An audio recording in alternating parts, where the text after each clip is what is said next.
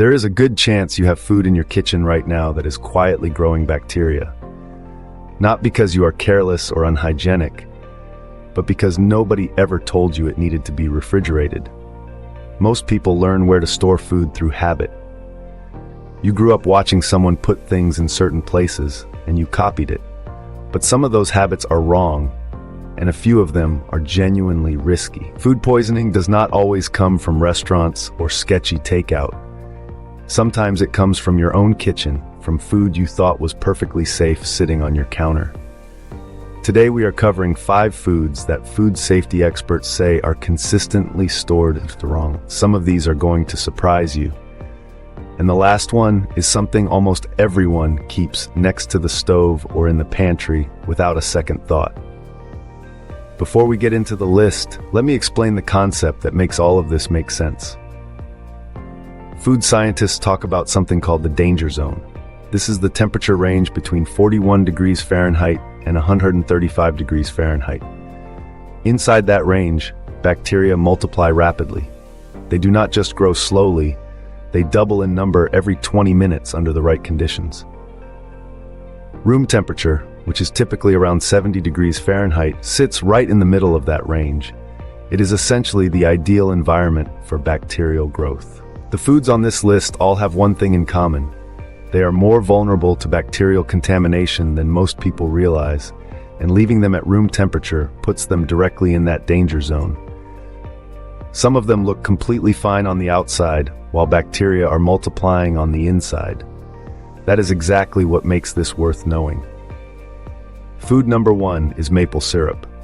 Most people keep their maple syrup in the pantry year-round and never think twice about it. And if the bottle is sealed and unopened, that is actually fine. Unopened maple syrup can stay in the pantry until you are ready to use it, but the moment you open it, the rules change. Pure maple syrup contains no preservatives. Once the seal is broken and the bottle is exposed to air, mold can start growing, especially at room temperature. You might not see it right away. Mold in maple syrup often appears as a thin layer on the surface or as a small fuzzy spot near the opening that is easy to miss. An open bottle of maple syrup belongs in the refrigerator. It will stay good for up to a year when refrigerated properly. Food number 2 is sliced melon. A whole, uncut watermelon or cantaloupe sitting on your counter is completely fine. The rind acts as a natural protective barrier that keeps bacteria out. But the second you cut into it, that protection is gone. The inside of a cut melon is one of the most hospitable environments for bacteria you can find in a kitchen. High moisture content, natural sugars, soft flesh. Bacteria thrive in exactly those conditions. Once a melon is sliced, it needs to be refrigerated within 2 hours. In hot weather above 90 degrees Fahrenheit, that window shrinks to 1 hour. This applies at cookouts, at picnics, at parties. Cut melon sitting out in warm weather is a food safety risk that most people completely overlook. Food number 3 is cured and deli meats. This one catches people off guard because cured meats like salami and pepperoni are often sold at room temperature in stores. They are displayed on hooks or in baskets at the checkout counter, and nobody refrigerates them in the store, so people assume they do not need to be refrigerated at home either. That assumption is wrong once the package is opened. Yes, cured meats are made with preservatives like salt and sodium nitrate that extend their shelf life. But preservatives are not the same thing as shelf stability. Once the package is opened and the meat is exposed to air, it needs to go in the refrigerator. The same is true for sliced deli meats like turkey, ham, and roast beef. These are among the higher risk foods for listeria, a bacteria that can grow even in cold temperatures and is particularly dangerous for pregnant women and older adults. When you are making sandwiches, take the meat out of the fridge last, use what you need, and put it back immediately. Do not leave it sitting out on the counter while you prep everything else. Food number 4 is hard-boiled eggs. There is a persistent belief that once an egg is fully cooked, it is safe to leave out. This is incorrect. Raw eggs in the US are washed before sale, which removes the natural protective coating on the shell called the bloom. That coating is what makes eggs in many other countries safe to store at room temperature.